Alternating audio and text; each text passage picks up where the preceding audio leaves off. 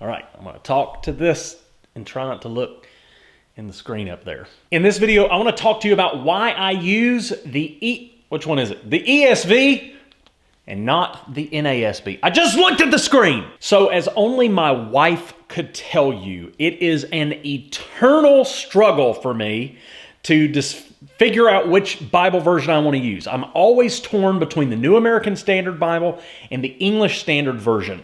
Both of those call to me. They want me to use them.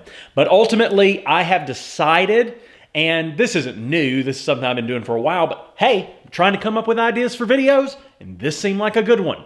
But ultimately, I have decided to use the English Standard Version. And I want to tell you why. But before I do, I want to tell you what the positives are with the New American Standard Bible that make this tough for me. This is my Bible. I am what it says I am. I can do what it says I can do. And more Joel Osteen things. This is my wide margin Cambridge Bible. Thank goodness I opened to a page that's highlighted and it looks like I read it. I mean, I could have gone to something like this page right here. But New American Standard Bible, this is my Cambridge. I love it. I don't read it. I keep it on my desk in case I want to reference it. But this is some of the highlights. Here are some of the highlights of the New American Standard Bible. Number one, versus the English Standard Version, this is a much more literal translation of the original language. Now, we could get into the literal versus dynamic equivalence versus the paraphrase and do all that. I don't like any of those other ones. I only like literal Bibles. They are what I prefer.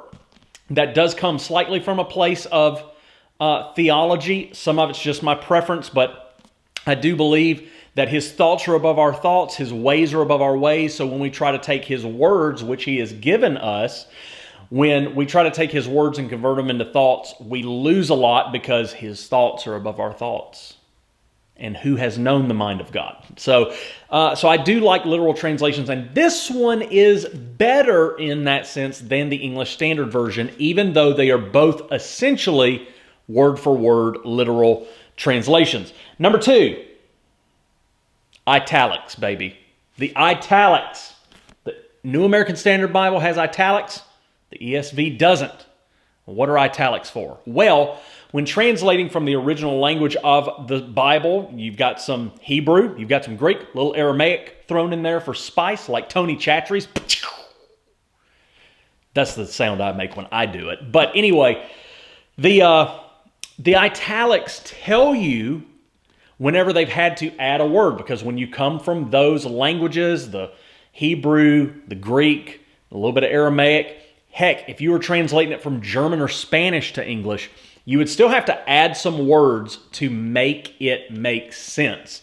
We have to do something to get things to flow, or else it just looks like a bunch of words on a page because of the lack of some of the articles and some of the conjunctions and this, that, and the other, and other literary words. I don't really know what they mean, so I'm just tossing words out right now. I knew articles. You got to give me credit on that, prepositions. But anyway, in the New American Standard Bible, they let you know when a word was added so it would make sense. And that way, as you look at it, you know this word wasn't in the original language. Most of the time, it doesn't make any difference. But sometimes you can read something that can just change everything that you're seeing in the text. For instance, a friend of mine had this insight one day that when Jesus broke bread, he blessed it. Well, if you look in the New American Standard Bible, it is in italics. And so when he read it, he realized that actually what it said in the language it said, and when he broke bread, he blessed, meaning that Jesus thanked God. He didn't bless the food, he thanked God for it, which does shift what that means some. It's just talking about the blessing, so it's not really that big of a deal, but hey, when you say your blessing next time, maybe that's something to think about. I don't know. But just having those italics can mean a lot, and rather than having to dig into the Greek and Hebrew to figure those kinds of things out, some of that stuff is right on the surface with the New American Standard Bible. That, plus it being a little more literal, is what draws me back primarily. Some people say that the New American Standard Bible reads a little more wooden That's the actual phrase that I've heard, a little more wooden than the English Standard Version. I think the New American Standard Bible, in many respects, has a much more beautiful and poetic language than the English Standard Version. I think I'm probably alone in that thought. But for instance, Hebrews 12 in the New American Standard and the English Standard Version, totally different, and not in what they mean, but totally different in terms of the poetic language. Something about when the New American Standard Version says, "and a myriad of angels." Man, that just sounds awesome to me. And so majestic and fantastical. But I really do like the New American Standard for that. Now, as you can tell, I'm reading notes because that's how we're rolling right now. Okay, so the other thing I like about the New American Standard Version, they don't update it anymore. They're leaving it alone, which sounds good and bad, but in terms of just like, when I open the New American Standard Bible, I know that when you open it, you're going to see the exact same thing. Versus Crossway, who does the English Standard Version, they keep updating it. So like my New American Standard Bible is, or I'm sorry, my English Standard Version is not the newest version of the English Standard. That makes it a little difficult when the English Standard Version is used to get churches kind of totally on one version of the Bible. Which is one of the great things that it does, but it also makes it where we're not all on the same version of the Bible. Recently, they tried to finalize the English Standard Version, and people got all kinds of upset about it, but they tried to finalize it when they made some kind of goofy translation decisions to just a couple of verses. Nothing absolutely major, but definitely some stuff that was a little goofy in translation. Not a big chunk of the Bible, but about 29 verses they made changes to.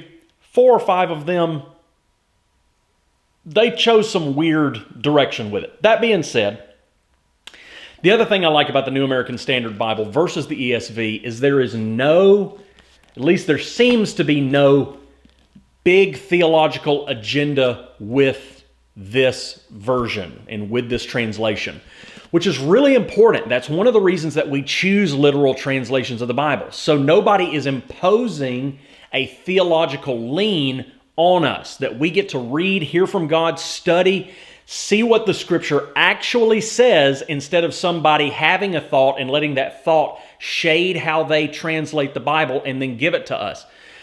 The English Standard Version does come from a camp that are very, very reformed, and particularly their views on women and women's roles and women in ministry.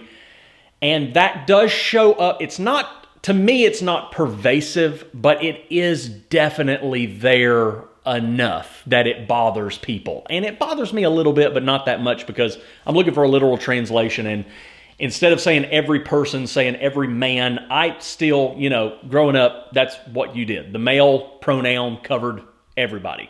So I'm okay with it. Then again, I'm a white man, so I probably would be okay with it. So anyway, that being said, there's no theological agenda in this Bible. And I really, really, really appreciate and trust this. And there's one more thing that they do, and that is that the pronouns of deity are capitalized. Now, this is a 50-50 for me. Do I like the pronouns of deity being capitalized? Yes, because of my Southern respect. However, not having the pronouns of deity capitalized, which I thought would bother me when I first went to the ESV, because they do not capitalize deity pronouns, which is not a decision of theirs on them only. That's actually in the King James tradition. So this capitalizing deity pronouns is relatively new. It doesn't bother me. It doesn't interfere. But also, if I read it and notice that he is not talking about he, it's talking about he, but they're pushing this capital H on me, I kind of want to be able to figure that out for myself. So it requires me to read the context and grab it. So I'm 50-50. I like that they do it. I also like that the ESV doesn't. So it's a toss-up. So what about the ESV? I don't have autofocus, so this actually is just going to stay blurry. That's right. I work with manual focus. Deal with that. ESV. First of all, the typeface, straight from the company. Easier to read. I love the way the typeface reads in English Standard Versions. How you look at the page and it looks, if it looks appealing, that actually plays in a big part when you use physical Bibles, which I don't like reading the Bible on my iPhone. I do like physical Bibles. That's another story for another day. But I like them. And so the typeface is a big deal. I really like that with the ESV. That does play into my decision to go with the ESV. Second thing is, it's essentially literal. Okay, it's not as good as the New American Standard Bible, okay? But we're not talking light years difference. We're not talking a completely literal translation versus like the Message, which is fine and God uses the Message, but it's not literal at all. It's totally a paraphrase. Like that is totally, it's the only Bible in the world that has like a by author name. The Message by Eugene Patterson or Peterson. What's that guy's name? Eugene something. Who cares? But anyway, this is essentially literal and it gets the job done. There are a few things that bother me in it. I read a proverb the other day. I don't even remember what it was, but it was obviously, a little more reformed, and a lot of Pentecostals use it and it didn't have that flair to it. And something like that. But essentially, it's literal. It gets the job done. They have a much better product line, not only, in my opinion, than the New American Standard Bible, which the Lockman Foundation basically makes products that kind of stink. But Crossway makes Bibles that are better than anybody, in my opinion. They make stuff better than Zondervan. I still think Zondervan makes some ugly stuff and some cheap feeling stuff. Everything from Crossway, all the way from their really cheap Bibles that you can get for under $10, all the way up to their Bibles that are in the $200-300 mark. All of them are super duper nice. As a matter of fact, this is a calfskin Bible that I got when I got ordained. Some friends of ours gave this to me. Tom and Karen McMillan gave this to me when I got ordained as a gift. But I also have a $15 version of this thin line in fake leather that is probably my favorite Bible to hold out of all of them. And I do say that sometimes to people, that if you want to read the Bible, you need to get one that you like to hold, because that does, the experience plays in. And because ESV, Crossway, they make so many Bibles, such a great product line, and their stuff is so good, you definitely want to hold these Bibles. And that is half the battle, because you can't get it into your eyes, your mind, and your heart if you don't get it into your hands. Because they make such a good product line, that leads into my final thing that I really like about the ESV, which that previous one, them having a great product line, because I want to have something I enjoy having in my hand, I enjoy reading, I want to have that experience, that's a big deal for me. But also, this is the other big deal. And these are really the two main reasons that I chose the ESV over the New American Standard Bible for now. Okay? And that is, it's easier to get an entire church on the English Standard Version. I teach the Bible from a very, look at the words, let's see what it says, let's check out the context, let's dig into it. The same reasons I like a literal translation of the Bible translate into my teaching. So, thinking from the perspective of a church leader, eventually I would like to move my entire church to one version of the Bible. That way we're all speaking the same language. That being said, the ESV would be very easy to move an entire church on versus the New American Standard because the product line is so vast. So you can get a $15 Bible that is really super great, and you can get a $50 Bible that is really super great, and you can get a $200 Bible that is really super great, and you can get large print that is really super great, and you can get small print that is really super great, and you can get a journaling Bible that is really super great, and you can get a wide margin that's really super great, and you can get a small margin that's really super great, and you can get all this stuff that's super great. And with the NASB, from Lockman at least, or even one of the Zondervan versions that are cheaper, they are garbage. And they're just not nice Bibles. And you've got to go buy a Cambridge or an R.L. Allen or this Schlitterbahn one. I know that's a water park, but I can't remember what it's called, so we're going with Schlitterbahn. You got to get one of those really nice Bibles to get a really nice NASB, where you get a really nice ESV for $15.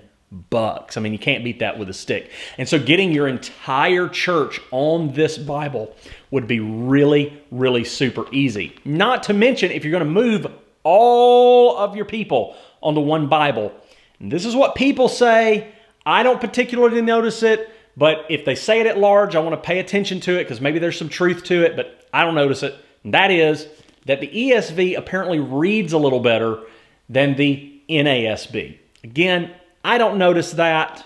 There are moments I like the way the NASB reads better than the ESV anyway. But for everybody, all the time, people who aren't going to spend an hour to an hour and a half reading their Bible every day, but want to interact and have a meaningful interaction with their Bible, the ESV seems to be a better choice. Now, that being said, it's 2018. In 2020, I may not do this anymore.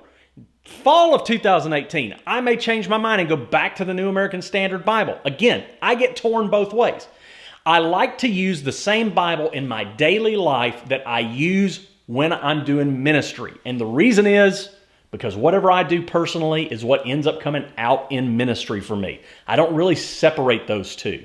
So when I read and study in the morning, I read and study for me, I read and study for everybody else. I know that it's going to flow from there. That being said, I try to stick with the English Standard Version all the time because that's what I'm going to use. But, final closing thought, I have thought about reading the New American Standard Bible at least once a year because I like to read the Bible more than once a year. So I've thought about making one of those passes an NASB pass just in case there's something in there that's super fresh that I wouldn't see in the English Standard Version that grips me and does the thing.